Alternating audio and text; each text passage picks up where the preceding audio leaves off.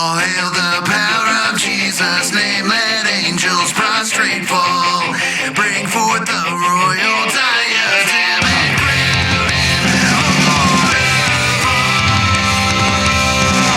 Bring forth the royal diadem and crown him Lord of all. Let every tongue... Welcome everybody to the Tag Your It podcast. I'm Ray Ray. And I'm Dave. And today we are joined by Jim Schurke.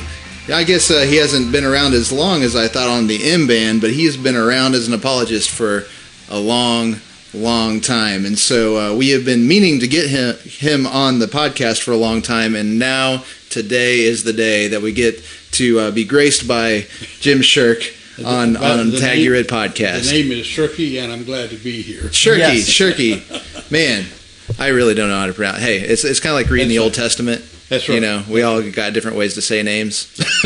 So anyway, thank you for being with us and also being able to come into the studio. He's a Springfield guy. That's right. So he's another one of those Springfield apologists that you guys, he'd be more than happy to come and talk about apologetics and different things at your churches, especially here in Springfield too. But have questions, we'll travel, right? That's right. All right. So one of the cool things about Jim and I is we have a mutual connection from about 30 years ago, actually, and that is not an exaggeration. The guy who was the pastor of the church that started the church that I grew up in is, of course, a mutual friend of Jim and I, a man by the name of Ken James. And Ken James, of course, is a retired pastor in Arizona, but he was the first person that I ever heard talk about cults, the first person I ever heard use the word apologetics, and that was back like in 1990. And so at that same time, he was working beside Jim in the Home Mission Board's apologetic ministry, which was called what? Interfaith Witness. The Interfaith Witness Department. Outstanding.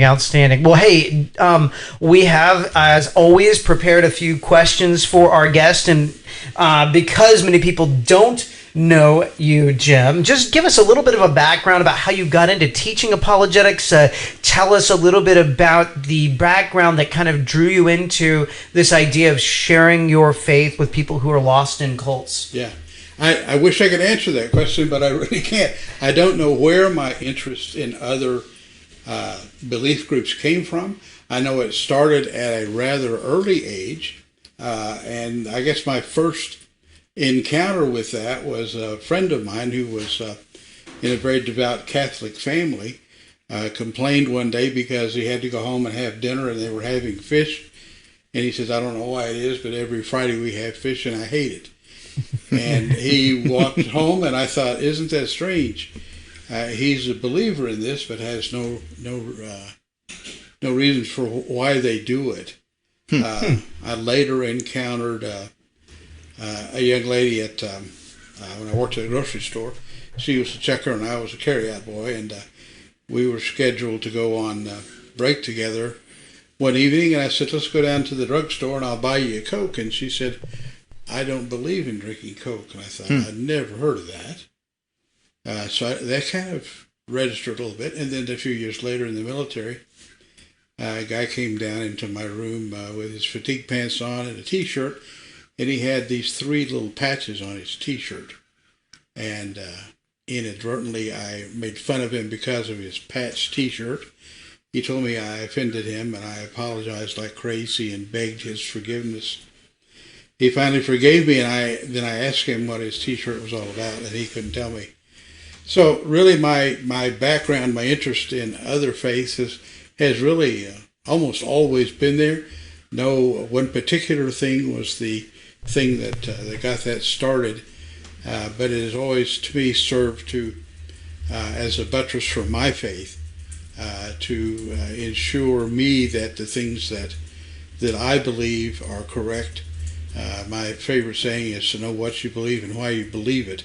And so that has been a big part of that. But I've had an interest in other faiths because of that, and when the opportunity came to be trained by Ken James in Mormonism, I couldn't wait to sit through that. Yes, I mean, from what I hear from you, and it's something that we sort of talked about earlier before we started the show anyway, but it's just that relational aspect. So you come across people, and hopefully you grew up under good teaching in church, and you're not just trying to argue, right? No. But you're trying to meet people, and then you're hearing like, wait, she doesn't just not like Diet Coke. It's not just I don't prefer the taste of it. It's like the word I don't believe in drinking Diet Coke. Kind of, what's believe? And so it really you started in this apologetic thing because you wanted to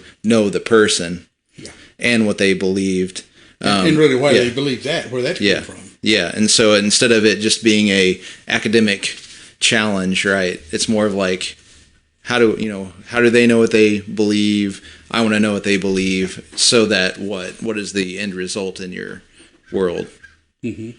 And Jim, that's something that I really do admire quite a bit about you. The first time Jim and I met was at the Mud House here in Springfield. We actually organized it. We didn't just randomly meet. And he came to First Baptist Buffalo, spoke on cults in general, and then he came back and spoke on Mormonism. And one thing that always immediately grabbed me about you, Jim, was that your goal wasn't to argue. It wasn't to, let me show you where everything in your faith is wrong. It was, let me hear you, and then let me share the truth with you. And that's something that I greatly appreciate with you. And I think some of that does connect a little bit with your background and training, because you have a unique kind of history that a lot of people who are current apologists in our Southern Baptists don't really have. And that was, you were trained by the Home Mission Board of the Southern Baptist Convention, now, of course, the North American Mission Board.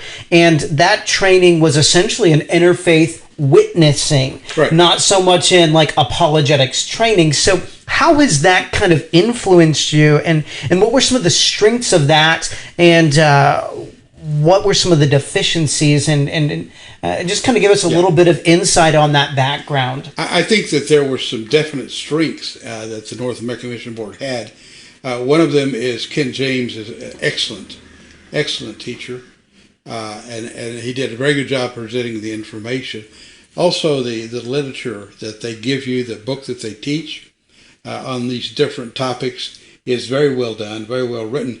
And I still have those books in my library and still use them once in a while. But I think that's definitely the positive aspect of the training that they provided. A negative side of it to me, and it's probably more my fault than theirs, as a matter of fact it is more my fault, is the fact that I didn't take that from learning about Joseph Smith and Mormonism, but it's learning how I could use that information to interface with a Mormon and begin to share with them. My philosophy has become, it isn't a matter of who's right and who's wrong, it's a matter of what's right and what's wrong. I don't want to make them look wrong so I can be right. I want them to understand that we're talking about our eternities, and that's the base question: is where are you going to spend your eternity? And if you put your faith in a religion, it's not a good mix. So that's one thing that I noticed, at least as I kind of jumped into apologetics, and then of course took a class on cults in seminary. It was, look, I can prove to you objectively that Joseph Smith is a horrible person. I can prove to you objectively that Charles Taze Russell didn't read Greek or Hebrew, knew very little about Christianity, and in fact was a liar and manipulator. I can prove that J.R. Rutherford was essentially a manipulator, but that doesn't get me anywhere in what is really the point of me proclaiming the gospel to you. And that kind of brings me to this next question, because one of the reasons we wanted to have you on here is because you've organized a conference that's going to occur here in Springfield on November 1st November 7th, thank you. I knew you knew the date and I didn't. November 7th there at Golden Gate Baptist Southgate. Gosh, there you go, man. Yes. I'm like wrong all over the place. Southgate Baptist Church. You've attended a lot of conferences. You've spoken at Apolicon. You spoke at Witnesses for Christ Midwest. You've been at these conferences and you've noticed a deficiency in many conferences. What is it specifically about the conference that you're going to be hosting here that actually addresses some of those deficiencies that we've actually uncovered? This has become a kind of a heartthrob of mine, is to take it to the next stage. Instead of training people what Charles Taze Russell or Joseph Smith, who they were and what they dreamt up, but it is how to teach our people how to effectively interface with them. And the approach that I've used for years now is to know some of the false prophecies in their belief system, and then to confront them with that, not argumentatively, but just ask a question. And I've done that for several years now. I've not led anyone to Christ at my doorstep, but I've given them some things to think about as far as their own belief. I haven't ridiculed them and said, you knuckleheads believe this silly thing. I just said, what about that? And then that opens a conversation. So what we want to do with this conference coming up on November 7th at Southgate is to show people some opportunities, some ways that they can develop a method of interfacing with Jehovah's Witnesses and Mormons specifically. Yeah, no. So, whenever you're talking about that, what are just a couple key points in interfacing with them that we'd share with us today that they would hear a little bit more expanded on at the conference? Sure. Yeah. One of the ones that I have used, before I even began studying Mormonism, I basically knew enough about Mormonism to be dangerous. And one night, my mother and I had a couple of Mormon missionaries at her house, and we were sitting there, and I'd read a little bit about the LDS faith, and as we were sitting there, I asked, and we didn't give them a chance to give us their canned spiel. What we were doing is we said it's going to be a question and answer period, so that took that off the table altogether. Yeah. But I asked the one missionary who spoke the most, and I took him to be the senior missionary of the two. But I said, I understand that you guys believe that God has a body of flesh and bones like you and I do. And he said, well, yes, we do, which kind of takes away the omnipotence of God, omnipresence of God. So I said, okay, then I understand that you also believe that this God that has a body like we have came to earth. You believe that? And he said, yes. And I said, well, do you believe that this God with this body like you and I have came to earth and had a normal, physical, sexual relationship with a young lady named Mary, and she became pregnant, and the result of that is the birth of Christ? Do you believe that? And he said, yes, we do. And I said, do you believe in the virgin birth of Christ? And he said, yes, we do. And I said, okay, we're going to stop talking about theology. We're going to talk about physiology for a minute. Yeah. I said, you understand what you just said, that Mary had a sexual encounter and she gave birth to Christ, so she's no longer a virgin. I said, how do you explain that? And so help me, guys, he stared across the room at a blank spot on my mother's wall for must have been 15 seconds in total silence. And he came back and said, I don't know. And I said, well, I think it would be incumbent upon you and your own eternity to go back and ask your leaders, how does that happen? Because those two things just do not fit together. And I said, I think you need to find that out, because that's important. If they'll not be truthful with you about that, what else are they being untruthful about? Yeah. And so it's something like that. I don't know. I've seen a meme like that to where it kind of attacks the wrong way. Yeah. But in that situation, you just demolish the guy's brain. Yeah. And that's an image bearer of God. That's somebody that's been lied to and confused. Yeah. And so, what do you do after that? I mean, you say, go back to your leaders. But is there anything else that we could do as ones that would demolish an argument, raised against the knowledge of God, right? How could we be gentle, respectful, in that moment where this person is pretty much maybe one question has shattered their whole foundation. Like, well, I think first of all, I try to approach these things not from a point of showing them that they're wrong. yeah, If they come to the conclusion that they're wrong, I want that to be a conclusion that they came to. I don't want to push them into that. And so when you take, like, for example, the book that James Spencer wrote, Have You Witnessed to a Mormon Lately? He says, and this is the first place I heard this, but he said once you discover the fallacy of an incorrect faith, in this case Mormonism, it took him 7 years to get out of it. Because he had been taught forever that everything else is wrong. And so now if what he believes is wrong, that means nothing is right. yeah, And so how do you get from the point of I'm wrong, you're right, to I'm wrong, you're right? Well, and then there's that element of, and I think this is so key, rather than have that person who pointed out that we were wrong be someone that we resent and hate. Yeah. Where can I spread the seeds of hope? Like, and when you get that answer, you come back to me because I care for you. Yeah.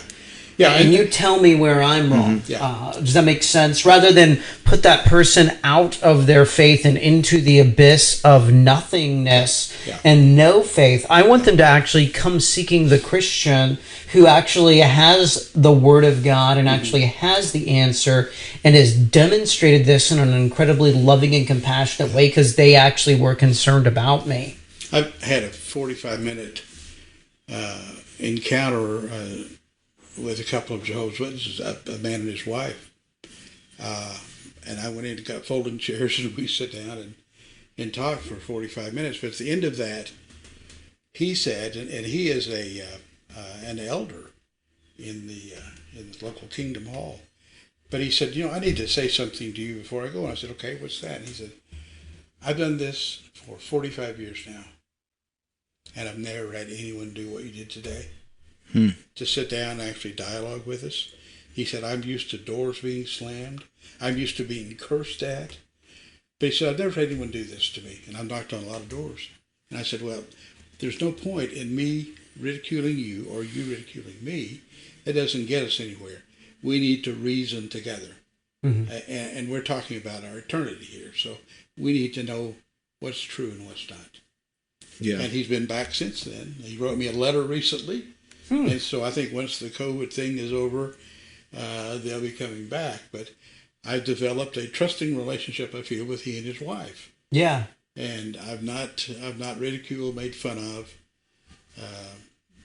any of those kind of things. I welcome them into conversation. So help me a little bit, because obviously we are in COVID and JWs aren't knocking on our door, and I haven't seen any Mormon missionaries out and about. I think they're all kind of quarantined in some type of way, and I don't know if that's the actual definition of what they're doing at this particular point, but I'd imagine that they're spending a great deal of time actually training and equipping, right? Like, I'm thinking these are strategic people, and they're going to come out probably with a more verbose and more enthusiastic tone than they probably have in the past. Yeah, I think and you're so right. as we probably get indoctrinated by them, because I think that's what's going to happen, what can we do? What are some of those key points that you use and even that are going to be shared at the conference in how to have a more rigorous faith conversation with these folks? Well, guys, I think you got to start with knowing what you believe and why you believe it. And spending some time with, like, the Baptist Faith and Message as a point to start at, and to use that to dovetail to other things that we can read. I know Rob Phillips has written some excellent books on Baptist theology. So have a good, sound understanding of what you believe and why you believe it. I'm not a Baptist because my grandpa was a Baptist. Yeah. That kind of thing. I'm a Christian. And so knowing what that is, why you're a Christian, is a good place to start. And then you can begin comparing that to some of the other faith groups that are around us.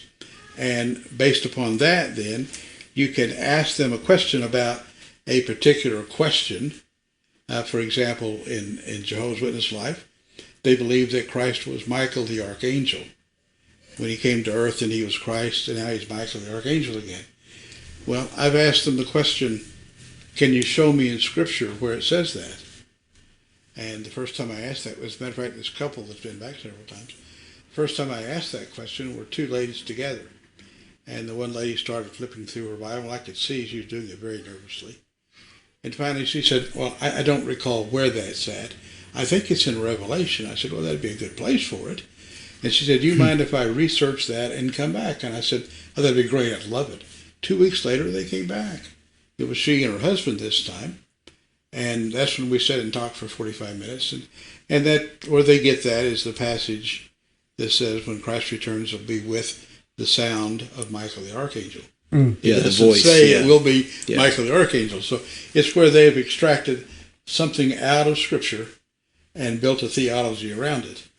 So tell me a little bit about the conference. I think that is a key thing, because who's going to be speaking and why have you invited people? I mean, give us just a little bit of even why we should be there. I think that's a key piece. Exactly. We've got some ideal speakers, and I am so pleased with the people that we got. First of all, Rob Phillips from the Missouri Baptist Convention, the director of the interfaith of the Apologetics Network, will start with a message on how to identify cults, and that's a good place to start. If you're going to go deer hunting, you need to know what a deer looks like.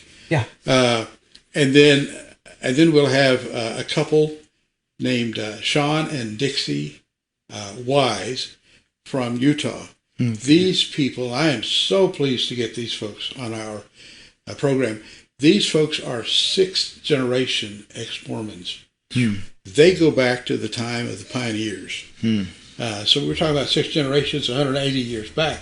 So he's in a family of people that may have known Joseph Smith. Yeah. And so they're going to be here. And they're a phenomenal couple. I've not met them. I've seen them on a video. Very, very humble, servant-oriented people. They work in a evangelical church now in Utah, working with former Mormons and current Mormons. So they're going to be speakers. They'll share their testimony and their story in the morning, and then in the afternoon, Will Hoffman is going to interview them on witnessing techniques. Another person that's going to be part of our program, and he's a member of the Apologetics Network, is Charles Smith. Yeah. Charles is either a second or third generation Jehovah's Witness that is now a Christian. His story is phenomenal. I met him many years ago in Joplin. We were doing an interfaith witness awareness conference down there, and we were sitting next to each other at dinner, and so I just struck up conversation with him and asked him what he was going to be doing, and he said, well, he's going to be speaking on Jehovah's Witnesses. I said, okay, how did you get interested in that? And he said, I used to be one. So I dropped my fork about them, and I said, well, tell me about this. And long story short, he became a Christian in a kingdom hall. He discovered by reading on in Scripture where the guy was speaking from that day that he could be saved and know it for eternity right now. Amen. And he said it's like somebody turned the light on. Yeah. And so he's going to be sharing his testimony. He's just a dear friend, and I think the world of him. So he and his wife will be here, and then I will interview him in the afternoon on witnessing techniques with Jehovah's Witnesses. But the whole thing is going to be geared around how do we take the truth of the gospel and begin to break through the cloud that they have, that they're stuck in a cult. So not just educating people, let me tell you more about Mormons, let me tell you more about Jehovah's Witnesses. It is, no. Let me show you how to give them the gospel.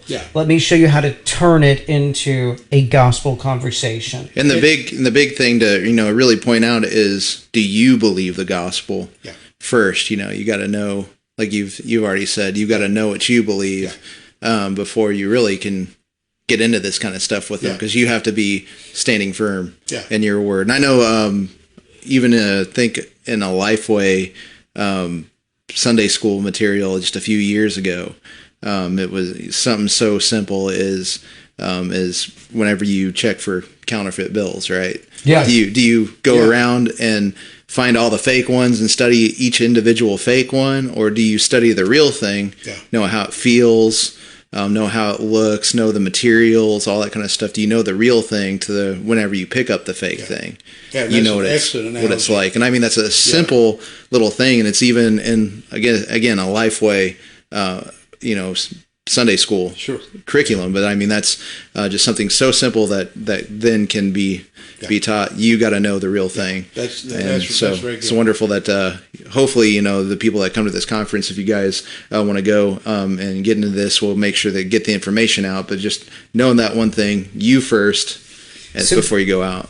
Give me just a few little pieces here. How can one be involved in the conference? What do they need to do? Yeah. It's the conference. You can register. You need to register for the conference, and you can do that by going to the Southgate website, southgate.com, and on the front page, go down to the lower right-hand corner.